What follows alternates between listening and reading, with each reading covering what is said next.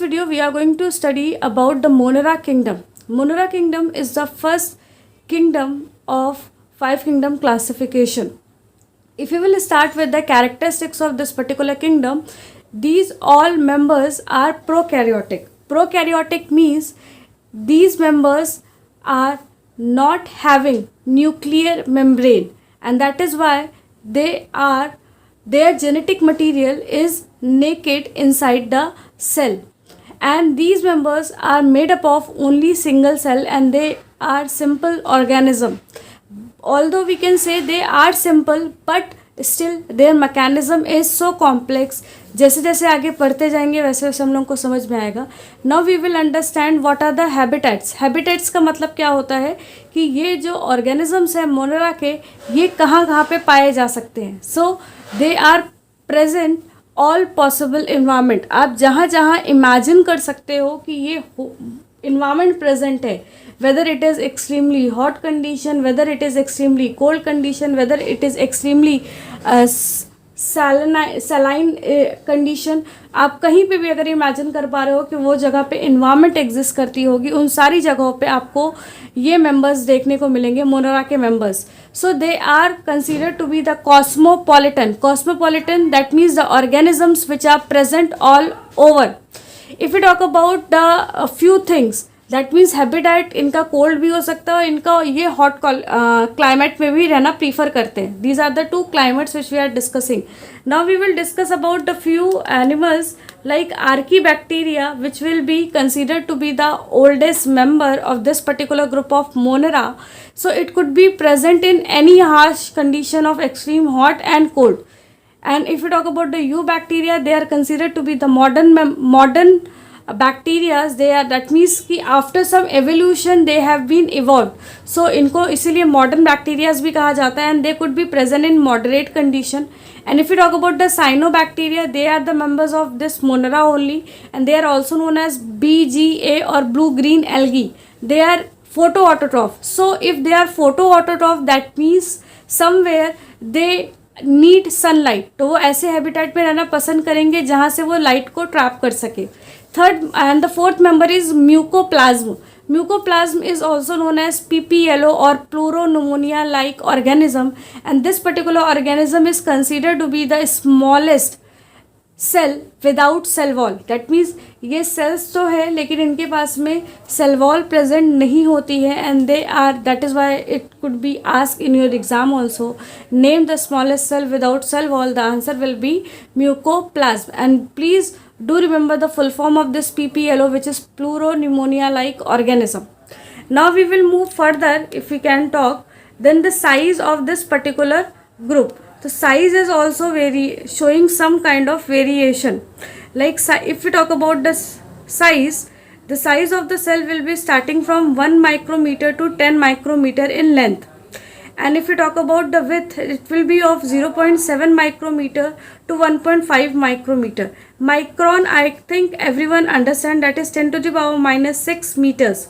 So smallest bacteria is less than 0.1 micrometer, and the biggest bacteria is about 500 micrometer.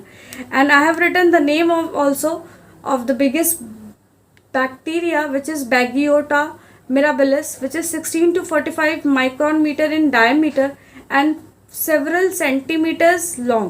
So although we can understand by this that these particular bacteria, ये देखने में जितने simple लग रहे हैं ये उतने सिंपल है नहीं. इनकी जो कॉम्प्लेक्सिटी है वो उनके हैबिटेट से ही हमें समझ में आ गई कि ये कितने एक्सट्रीम कंडीशन में रह सकते हैं, और इवन दो ये साइज में भी बहुत ज़्यादा वेरिएशन शो कर रहे हैं. Okay, in this next part we are going to discuss about the classification, because bacteria are also classified in many ways. Like अभी अभी हम लोगों ने हैबिटेट साइज के बेसिस पे डिवाइड किया, सेम उसी तरीके से हम इनको इनके शेप्स के बेसिस पे भी क्लासीफाई कर सकते हैं. सो यू कैन सी कि I have drawn few diagrams on screen, and if the shape of the bacteria will be spherical, अगर वो हमको स्फेरिकल शेप में देखने को मिलते हैं, then it could be called as a cocci or coccus. Cocci will be the singular form and coccus will be the plural form. And if the bacteria will be rod shaped, elongated body they have, then it could be known as your bacillus and bacilli. And if they are having a comma shape, then it will be known as the Vibrio, and if they are having a spiral body, then they are known as your Spirilla.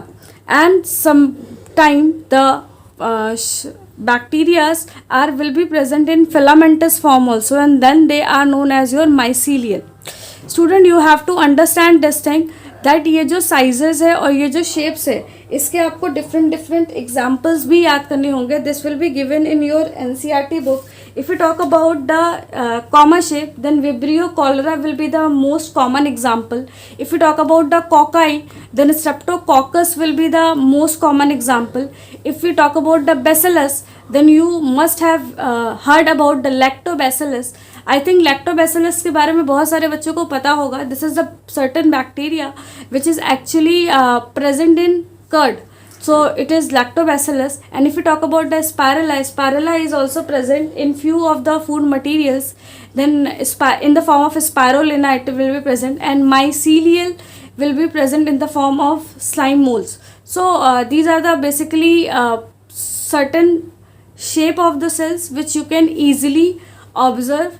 There are few more shapes which is not in your syllabus. Next we talk about we are going to classify this bacteria on the basis of flagella. First of all, we have to understand this thing that these bacteria are having flagella for their locomotion, but it is not always present that flagellas are present on their body. So then there is a classification. If the bacteria, if these particular monorans are having a flagella on their body, then they are considered to be trichous, and if they are not having, then they are considered to be atrichous. So is this clear? Trichous, TRCHOUS, that means the members of monoras are having flagella on their body, whether it will be one or more. And if we talk about the atrichous condition, then there is an absence of flagella, that means there will be no presence of flagella at all. Now we will classify the trichous condition with very few examples. Like you can see the first diagram. In this first diagram you can see the members are having only single flagella at one end, any of the one end. It is not required कि आप उसको ये भी समझने की कोशिश करो कि किस एंड पे होना चाहिए. किसी भी एक एंड पे अगर आपको सिंगल फ्लैजला देखने को मिल रहा है, then it is the condition of monotrichous condition. Then the second diagram you can see the flagella with both the end, दोनों ends पे आपको flagella देखने को मिल रहा है. Then this is the condition of your amphitrichous condition. If you talk about the third diagram, there a cluster of flagella is present at only one end, then this condition is known as your cephalotrichous. And if the flagellas will be present at both the end, then this condition will be known as the cophotrichous. And if the flagellas are present all over the cell structure or cell body, then it is considered to be your peritrichous condition. So student, in this video we have discussed about the few points of habitat, then size, shape, and on the basis of flagella how we have classified the monorans. Hope you have understand this thing, and if you are having any doubt you can write down in comment section, and then we will discuss in next video. In next video we will again going to start with the classification of this particular monera into Archaebacteria and Eubacteria, and then we will classify the Archaebacteria, Eubacteria on the basis of certain characteristics. Thank you.